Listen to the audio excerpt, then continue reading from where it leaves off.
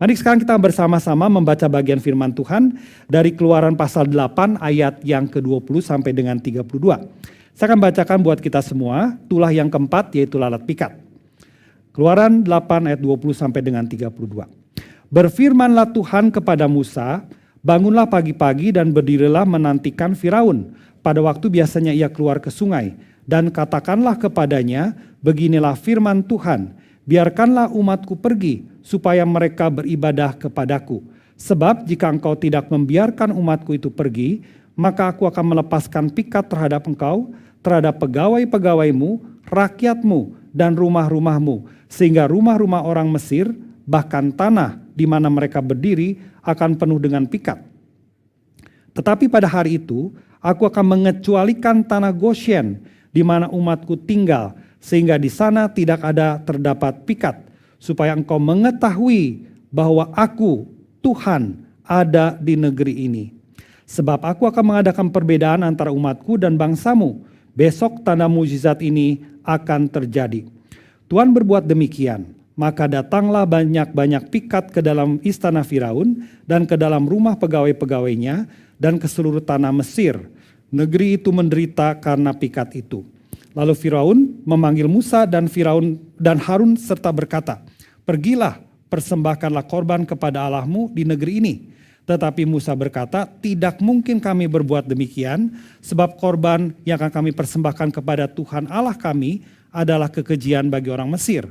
Apabila kami mempersembahkan korban yang menjadi kekejian bagi orang Mesir itu, di depan mata mereka, tidaklah mereka akan melempari kami dengan batu. Kami harus pergi ke padang gurun 3 hari perjalanan jauhnya untuk mempersembahkan korban kepada Tuhan Allah kami seperti yang difirmankannya kepada kami. Lalu kata Firaun, baik, aku akan membiarkan kamu pergi untuk mempersembahkan korban kepada Tuhan Allahmu di padang gurun. Hanya janganlah kamu pergi terlalu jauh. Berdoalah untuk aku. Lalu kata Musa, sekarang aku keluar meninggalkan tuanku dan akan berdoa kepada Tuhan. Maka pikat itu akan dijauhkan besok dari Firaun, dari pegawai-pegawainya dan rakyatnya. Hanya janganlah Firaun berlaku curang lagi dengan tidak membiarkan bangsa itu pergi untuk mempersembahkan korban kepada Tuhan. Sesudah itu keluarlah Musa meninggalkan Firaun lalu berdoa kepada Tuhan. Dan Tuhan membuat seperti yang dikatakan Musa. Pikat itu dijauhkannya dari Firaun, dari pegawai-pegawainya dan rakyatnya. Seekor pun tidak ada yang tinggal. Tetapi sekali ini pun Firaun tetap berkeras hati. Ia tidak membiarkan bangsa itu pergi. Demikian pembacaan firman Tuhan. Yang berbahagia ialah mereka yang mendengarkan firman Tuhan, menyimpan dalam hati dan melakukan dalam kehidupan sehari-hari. Bapak Ibu Saudari, saya akan mulai dengan memberikan gambaran semacam ini dan pertanyaan-pertanyaan ya untuk membuat kita memahami konsep tertentu di dalam uraian ini. Di dalam gambar ini ada perwakilan dari 3 jenis makhluk hidup. Ada manusia, ada hewan, ya, ada burung unta di sana, ada rusa, ada anjing di sana, begitu ya. Tetapi juga kita melihat ada jenis yang ketiga yaitu tumbuh-tumbuhan. Ada rumput di sana, ada pohon di sana. Bapak Ibu Saudari, kalau saya tanyakan dari 3 jenis makhluk hidup ini, mana yang tingkatannya tertinggi? Saya rasa selama kita belajar ilmu pengetahuan baik di sekolah maupun pengalaman pribadi kita bisa menyimpulkan dan mengatakan menjadi kesepakatan secara umum bahwa tingkatan makhluk hidup itu yang lebih sederhana adalah tumbuh-tumbuhan. Kenapa demikian? Kalau kita lihat dari naturnya saja mereka bergantung kepada tanah atau kepada induknya, bisa di pohon dan air dan sebagainya. Jadi mereka menggantungkan diri kepada hal tertentu. Di sini saja kita melihat keterbatasan. Yang kedua kita melihat hewan-hewan itu bisa lebih leluasa. Mereka bergerak, mereka beranak pinak dan seterusnya. Dan tentu kita menyadari bahwa tingkatan yang tertinggi adalah manusia. Kenapa demikian? Ini salah satu yang sederhana aja. Ya, sebagai pembanding, dan kita rasanya setuju bahwa manusia itu yang lebih tinggi dari segi kemampuan, kapasitas, potensi dan segala sesuatu. Coba kita perhatikan dari gambar ini. Dari gambar ini kita bisa menduga bahwa di sini sejumlah manusia diwakili oleh Bapak ini sedang memelihara sejumlah binatang. Dugaan kita mungkin ini semacam kebun binatang kecil ya, atau taman kecil, atau sedikitnya orang ini senang memelihara binatang. Jadi kita melihat bahwa manusia mampu memelihara hewan, mampu memelihara ciptaan yang lain seperti tumbuh-tumbuhan, maka kita begitu banyak garden, begitu banyak taman, begitu banyak kebun binatang dan segala sesuatu. Tetapi tidak pernah terjadi sebaliknya, misalnya di sejumlah rimba raya tertentu, di hutan tertentu, binatang-binatang kumpulkan manusia untuk dijadikan kebun manusia. Tidak ada cerita semacam itu yang kita tahu. Jadi dari sini kita melihat peradaban, kebudayaan, ilmu pengetahuan, dan kapasitas potensi manusia lebih tinggi daripada hewan, dan hewan lebih tinggi daripada manusia. Dengan memahami tingkatan semacam ini, maka saya ingin mengatakan makhluk yang lebih tinggi tingkatan derajatnya, itulah yang lebih mampu turun untuk menyapa makhluk hidup yang lain, untuk melindungi, untuk memelihara makhluk hidup yang lebih sederhana yang lain. Itu sebabnya masalah di dalam dunia, masalah ekologi, masalah emission, begitu ya, masalah kepunahan marga satwa dan segala macam, itu tanggung jawabnya ada siapa? Manusia sebagai makhluk yang lebih tinggi. Kita tidak bisa mengatakan makhluk-makhluk hidup yang punah itulah yang bertanggung jawab, tetapi kita manusia. Ya, nah dari hal semacam ini maka kita bisa menangkap gambaran makhluk hidup yang lebih tinggi itulah yang mampu berkomunikasi, menyatakan sesuatu, mengungkapkan sesuatu, memelihara, melindungi dan segala sesuatu kepada makhluk hidup yang lebih sederhana lainnya. Nah dengan demikian maka di dalam hal semacam ini itulah sebabnya kita ketika mau berkomunikasi dengan Tuhan menjadi lebih terbatas daripada Tuhan yang tingkatannya di atas kita berkomunikasi dengan kita. Maka bagaimana kita bisa berkomunikasi dengan Tuhan? Yaitu kalau Tuhan menyatakan diri, kalau Tuhan memperkenalkan diri, kalau Tuhan sendiri yang mengungkapkan inilah aku, Tuhan yang seperti apa, begitu ya. Itu sebabnya sekarang sampai kepada pemahaman semacam ini. Dalam teologi Kristen, Tuhan itu menyatakan diri dengan dua cara. Secara umum, menjadi penyataan umum, dan penyataan khusus. Apa itu penyataan umum? Penyataan umum itu Tuhan menyatakan diri, keberadaannya, tindakannya, karyanya melalui sedikitnya dua hal.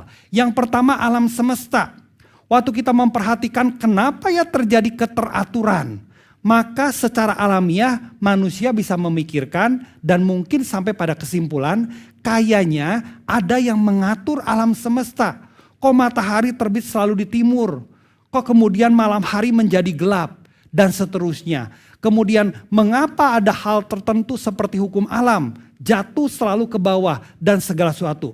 Ketika kita memikirkan tentang alam, betapa indah misalnya ciptaan tertentu. Ketika kita mengagumi binatang-binatang, mengagumi gunung-gunung, kita ke salju dan menikmati begitu ya, bermain salju. Ketika kita ada di alam, kita ada sense kayaknya semua ini adalah ada yang memulai, ada yang menciptakan. Dan disitulah kita sense, kita memikirkan dan merasakan, bahkan berani menyimpulkan kayaknya ada sosok yang ilahi, yang lebih dari manusia, yang luar biasa, yang mampu menciptakan semua ini dengan segala keteraturannya. Kalau kita tanya saja misalnya, dari mana asal usul segala sesuatu? Maka ada di satu titik kita harus mempertanyakan siapa yang memulai segala sesuatu ini. Orang yang beragama akan gampang mengatakan itulah titik tertentu yang memulai, itulah Tuhan. Di situ ada Tuhan. Ya, nah itulah penyataan umum melalui alam semesta. Tetapi yang kedua juga Tuhan menyatakan dirinya dengan memberi hati nurani. Kita jadi tahu benar dan salah, mana yang baik, mana yang tidak baik. Ini yang menolong kita sebagai manusia bisa berkomunitas dengan cukup baik, bisa baik, begitu ya. Karena Tuhan memberikan hati nurani. Dari situ kita tahu benar dan salah, ada rasa bersalah, dan bahkan ada rasa terganggu kalau kita melakukan hal tertentu yang tidak sesuai sedikitnya dengan norma pada umumnya atau hukum yang berlaku dalam komunitas. Tetapi di ujung sana sebetulnya Tuhanlah yang menanamkan. Kalau kita bertindak yang tidak benar, ada rasa bersalah. Itulah hati nurani. Dari situ kita membuat kita bertanya, kenapa ya ada perasaan semacam itu? Nah kalau kita punya kepekaan dan punya keberanian, kita akan mengatakan disitulah Tuhan berikan. Tetapi dua hal ini rupanya tidak mampu membuat manusia mengenal Tuhan secara penuh, secara sejati, secara sungguh-sungguh seperti yang Tuhan mau. Ya, karena itu Tuhan menyatakan diri secara khusus. Ada beberapa hal. Yang pertama lewat firman. Tuhan datang kepada orang tertentu, Tuhan datang kepada nabi tertentu untuk kemudian ngomong langsung secara audible, bahkan menyatakan kehadirannya. Itu yang pernah kita pelajari, teofani dan segala macam gitu ya. Jadi Tuhan menyatakan diri secara khusus dengan perkataan-perkataan yang bisa didengar, yang bisa dipersepsi dengan bahasa manusia. Tuhan mengarahkan hal tertentu, Abram keluar dari tanahmu ke tanah negeri perjanjian. Musa ini aku, keluarkan bangsaku dari Mesir dan sebagainya. Itu penyataan-penyataan khusus dengan firman. Tetapi juga melalui tindakan-tindakan khusus. Dan itulah bisa kita kategorikan seperti ini. Tindakan khusus Tuhan itu untuk menyatakan diri. Ya, dan yang ketiga puncaknya adalah Yesus Kristus. Bapak Ibu Saudari, Tuhan Yesus menyatakan diri supaya kita mengenal Allah dengan lebih baik. Karena barang siapa mengenal aku, kata Tuhan Yesus, akan mengenal Dia yang mengutus aku. Nah ini adalah sistem dari pemahaman kita bagaimana Tuhan perlu menyatakan diri. Karena kita lebih terbatas, Dia tidak terbatas. Dia maha kuasa, kita lebih terbatas. Maka harus Tuhan yang menyatakan diri terus. Tuhan yang menyatakan diri terlebih dahulu. Sehingga kita dimampukan mengerti tentang Dia. Nah Bapak Ibu Saudari, dalam ayat yang kita baca, konsep penyataan khusus melalui tindakan ini itu juga diungkapkan dalam Keluaran pasal 8 ayat 22 bagian yang kedua B, begitu ya.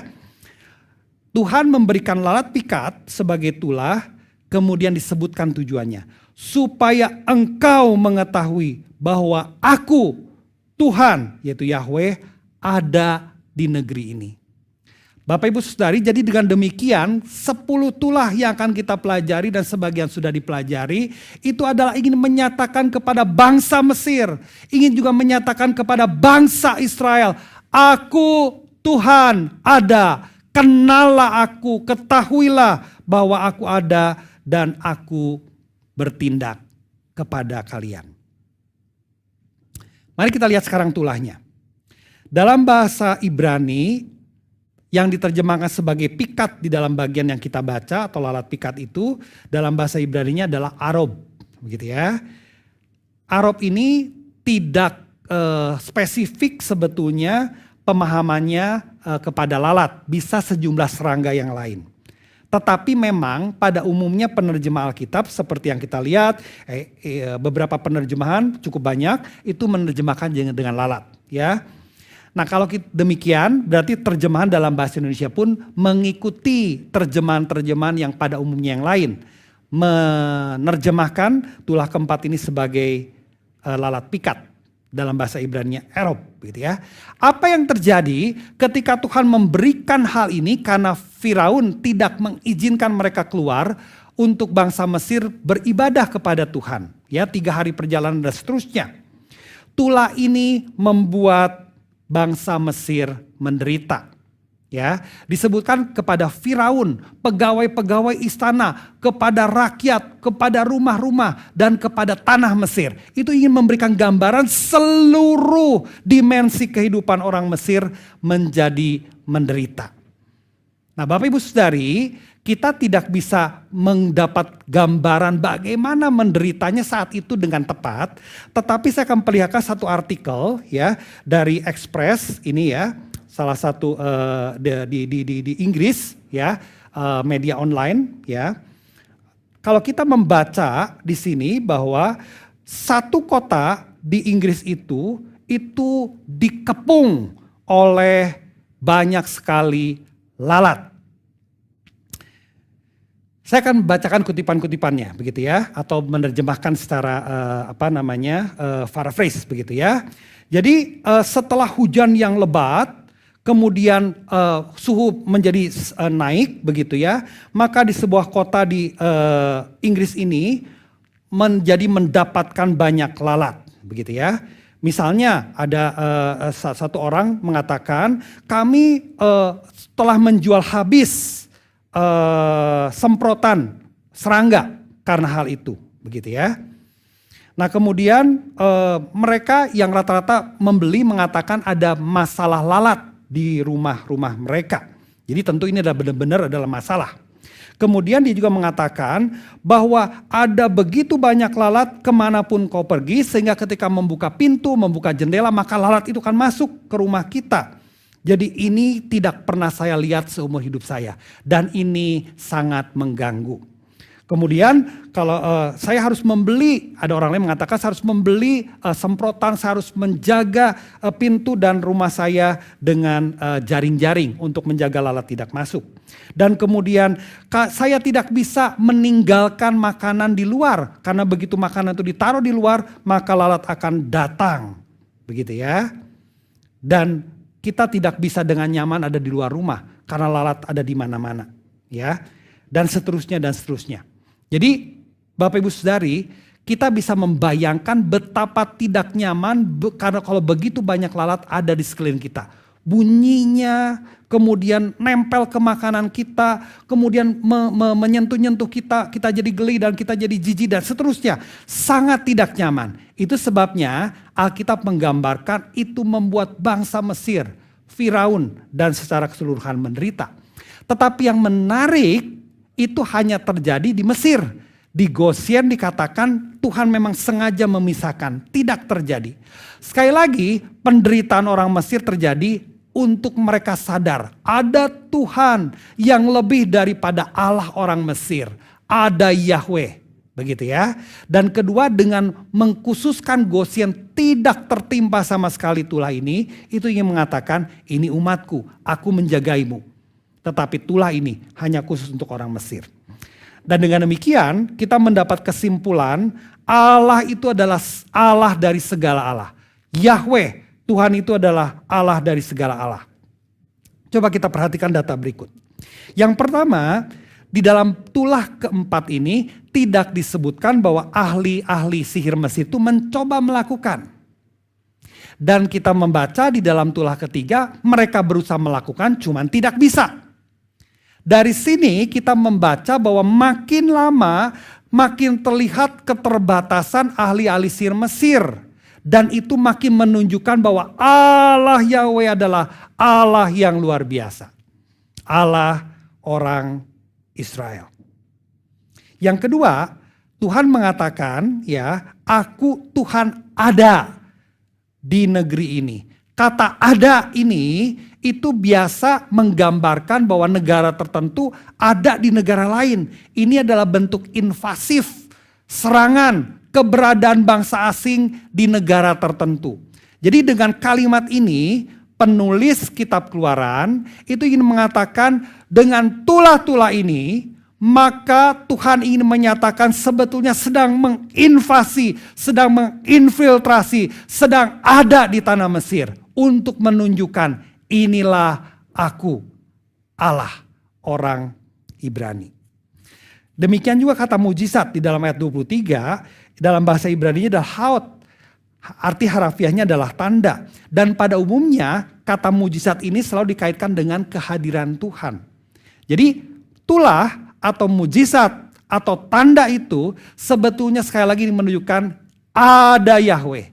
Ada Tuhan di tengah orang Mesir. Dan ingin berperkara dengan mereka. Dengan satu hal. Bebaskan umatku untuk pergi keluar dari Mesir. Bagaimana respon Firaun terhadap Allah segala Allah ini? Pada akhirnya ya setelah nawar-nawar begitu ya, maka respon yang kedua, baik Aku akan membiarkan kamu pergi untuk mempersembahkan korban kepada Tuhan Allahmu di padang gurun. Hanya janganlah kamu pergi terlalu jauh. Berdoalah untuk aku. Bapak Ibu Saudari, dari kalimat ini kita bisa mendapat kesimpulan bahwa Firaun makin lama makin melihat Allah orang Israel itu hebat.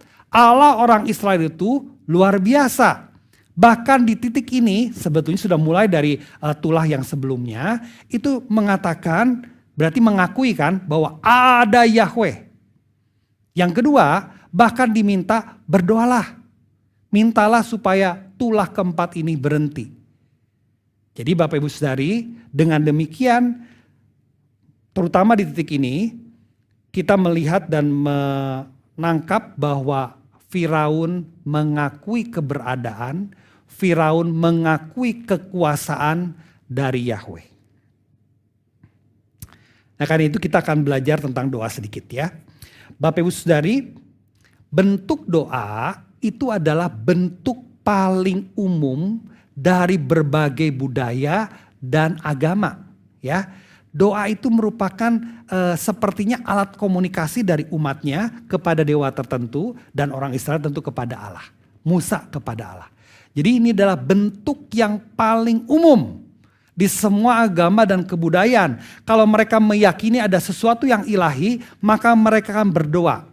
Dan pada umumnya memang bentuknya adalah permintaan-permintaan ya. Minta supaya subur, minta supaya hujan turun, minta supaya dilindungi dari mara bahaya dan seterusnya. Kebanyakan doa-doa semacam ini adalah doa permintaan. Ya, dan ini merupakan ekspresi paling alamiah dari kehidupan beragama. Tetapi coba kita perhatikan dari Yohanes 15 ayat yang ke-7. Bagaimana sebetulnya kuasa yang memang bentuk umum dari semua agama sekarang diperlihatkan oleh Yohanes di dalam tulisannya, merupakan perkataan Tuhan Yesus, merupakan doa yang berkuasa.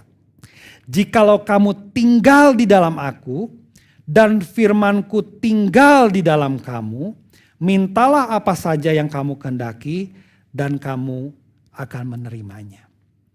Bapak Ibu Saudari, ini saya cuma mencuplik satu ayat sebetulnya. Ada sejumlah ayat lain yang nadanya mirip, nadanya sama. Waktu kita berdoa, maka Tuhan akan menjawab.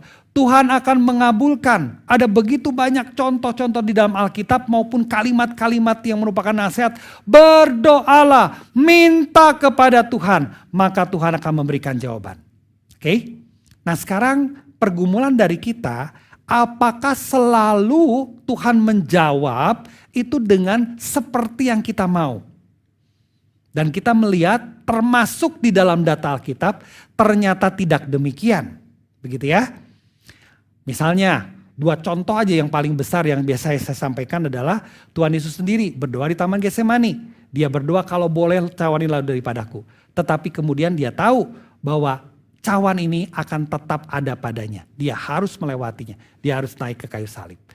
Paulus yang bahkan membangkitkan Eutikus orang mati yang jatuh dari jendela. Tetapi ketika dia berdoa bahkan sampai 3 kali. Kalau boleh dicabut duri ini dari dagingku. Tuhan tidak menjawab dengan mencabut duri atau penyakit tertentu itu. Jadi kita bisa melihat hal semacam itu.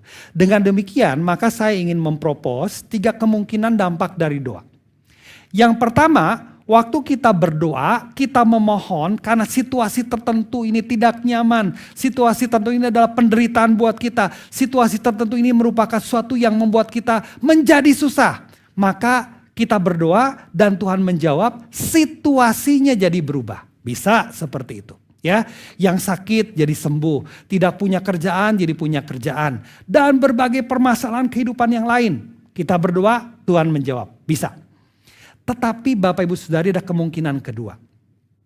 Waktu kita berdoa, dan bahkan kita berdoa mungkin cukup lama, situasinya tidak berubah, bahkan mungkin memburuk. Kemungkinan kedua, situasinya tetap sama, tetapi kitanya yang berubah. Hati kitanya yang berubah. Bapak Ibu Saudari, Dengan demikian kita melihat bahwa waktu kita berdoa, Tuhan bisa jawab doa kita seperti yang kita mau. Tetapi mari kita seperti Tuhan Yesus, biarlah kehendak-Mu yang jadi, bukan kehendak-Ku. Dan ketika kita datang kepada Tuhan dengan mengatakan, Tuhan Kau berdaulat, biarlah kehendak-Mu yang jadi bukan kehendak-Ku, maka seringkali hati kitanya yang berubah. Bahkan mungkin situasinya tidak berubah. Bahkan situasinya mungkin memburuk, tetapi hati kita yang berubah. Kita menjadi siap. Tuhan, kalaupun yang terburuk terjadi, saya siap.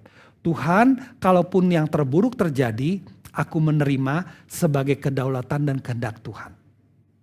Bapak Ibu Saudari, saya pernah berbicara dengan seorang, ya umurnya sih masih baru 35an waktu saya bicara, ya sekitar segitulah ya. Dia sudah menikah, dia punya anak yang masih kecil, umurnya baru 3-4 tahun begitu ya. Tetapi kondisi ketika saya mengajak bicara itu secara khusus adalah karena di waktu itu istrinya yang masih umurnya kira-kira sebaya meninggal. Ya. Meninggalnya ya jadi cukup mengenaskan begitu ya. Ada penyakit di di pencernaan yang kemudian berupaya ditolong tetapi tidak tertolong akhirnya sampai meninggal. Jadi tentu seorang muda ya umur sekitar 35an dengan anak masih kecil, saya bisa membayangkan saya ada di tempat dia tentu menjadi susah sekali. Saya ajak bicara, yang ngobrol ceritanya untuk menghiburkan, untuk menguatkan dan mendoakan. Kemudian sampai satu titik ya pada kesimpulan begini. Ko Jeffrey, saya sulit sebetulnya untuk hal ini, tetapi kemudian saya menjadi tahu, yaitu bahwa Tuhan berdaulat. Ngomongnya sih memang agak getir begitu ya. Tetapi saya melihat ada upaya menerima kenyataan. Ada upaya menerima kedaulatan Tuhan sekalipun ini susah. Aku masih muda, anakku masih butuh seorang ibu. Nanti bagaimana kehidupanku dan seterusnya. Tetapi dia mengatakan, Ko Jeffrey, saya tahu sekarang bahwa Tuhan memang berdaulat. Karena dengan kesadaran semacam itu, dia move on dengan kehidupannya. Ya, membesarkan anaknya dan seterusnya dan seterusnya. Bapak Ibu Saudari, kadang-kadang situasinya tidak berubah, bahkan kadang mungkin lebih buruk. Tetapi kalau kita berdoa sebagai alat komunikasi kita dengan Tuhan, ini adalah alat yang paling umum dalam kehidupan beragama. Mungkin permintaan kita tidak dipenuhi oleh Tuhan, tetapi sedikitnya sebetulnya doa memampukan kita menerima keadaan, menerima kenyataan, dan berjalan lebih lanjut dalam kehidupan kita. Yang ketiga, karena tadi dikaitkan dengan permintaan karena kondisi tertentu.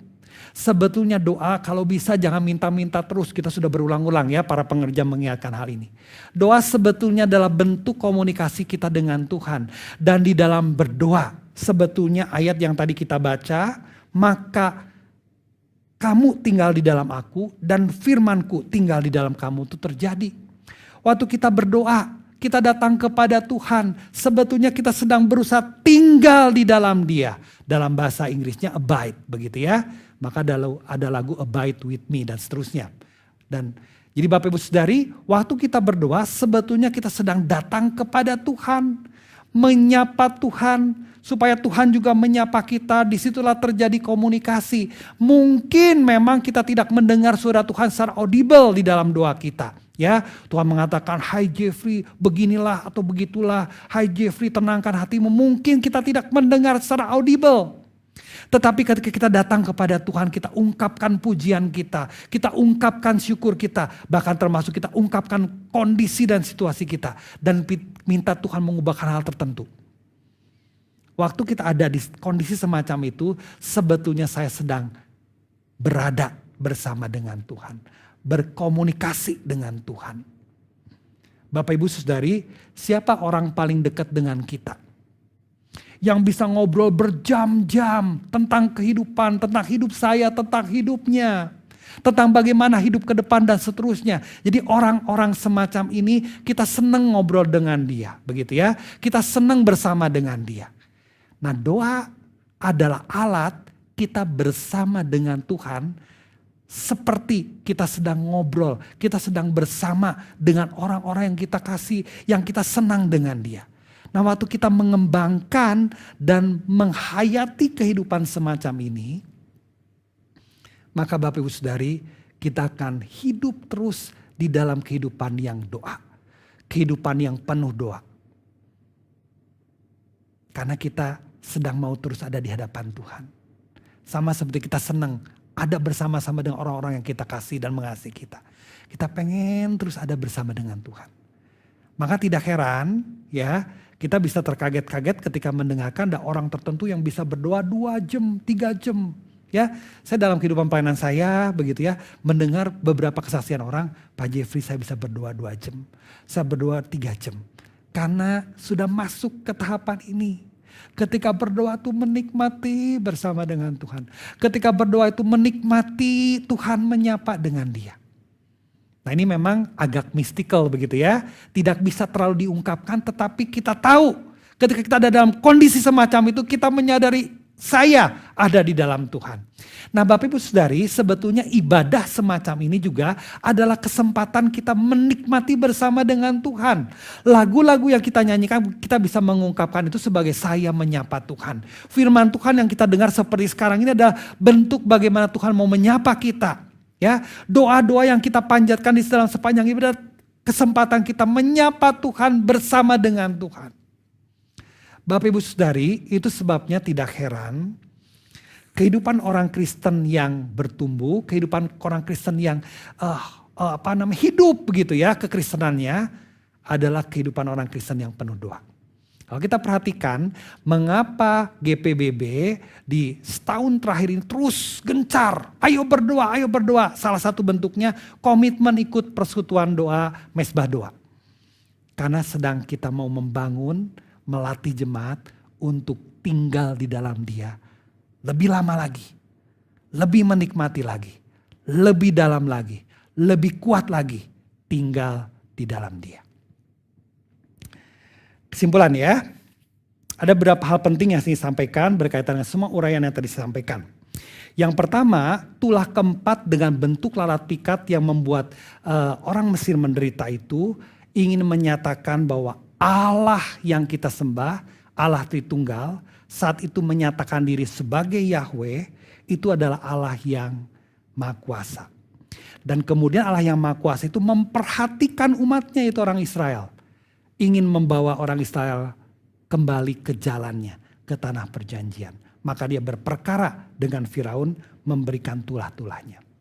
Mujizat atau tulah itu adalah bentuk Tuhan menyatakan diri. Bapak Ibu Saudari, mungkin boleh kita merefleksi. Jangan-jangan COVID ini yang begitu luar biasa mencengkram seluruh isi dunia ini, sebetulnya bentuk Tuhan ingin menyatakan, ini aku. Aku ada dalam dunia ini. Aku ada di bumi yang kau tinggal. Kenalah aku, ketahuilah dan akuilah bahwa aku ada. Kita boleh merefleksi semacam itu. Karena di dalam bagian yang kita baca, tulah itu adalah tanda kehadiran Tuhan di Mesir. Yang ketiga, Firaun justru yang berdoa, ayo doakan aku, doakan Mesir. Maka itu adalah alat komunikasi universal berbagai agama. Dan kita bisa menggunakan untuk kita berkomunikasi dengan Allah yang Maha Kuasa tersebut. Salah satu bentuk yang utamanya komunikasi ini adalah supaya kita tinggal di dalam Dia dan Dia di dalam kita. Persekutuan yang indah. Yang terakhir, jangan mengeraskan hati seperti Firaun. Pak Yudi minggu lalu sudah menyampaikan apa yang terjadi dengan gambarannya. Bapak Ibu Saudari, ini tulah keempat. Saya mengatakan di dalam pembinaan kelompok kecil ya, sebetulnya tulah itu adalah justru bentuk kesabaran. Tuhan kasih sekali, ayo berubah, ayo bertobat, ayo biarkan orang Israel keluar dari Mesir. Masih belum ngasih juga. Dikasih lagi yang berikut, dikasih lagi yang berikut. Di sini dalam ayat keempat, tulah keempat ini disebutkan Firaun sudah mulai doakan kami supaya Tuhan menyetop tulah lalat pikat ini. Tetapi kemudian terakhir disebutkan, tetapi dia tidak membiarkan orang Israel keluar dari Mesir. Dia berkeras hati. Jangan sampai kita menjadi seperti Firaun. Terus mengeraskan hati. Tuhan terus sudah menyapa. Tuhan terus ada dalam hidup kita. Tuhan terus berfirman. Tetapi kita mengeraskan hati. Jangan sampai kita seperti itu. Mari kita berdoa. Menutup firman Tuhan yang sudah kita dengar. Bapa di surga, ini kami, anak-anak-Mu sudah mendengarkan firman Tuhan. Kami sudah belajar bagaimana Tuhan menyatakan diri. Secara teologis maupun di dalam teks, Tuhan menyatakan diri dengan berbagai hal. Tetapi juga kadang-kadang dengan tindakan tertentu di dunia ini. Pada waktu itu itulah. Mungkin saat ini adalah COVID.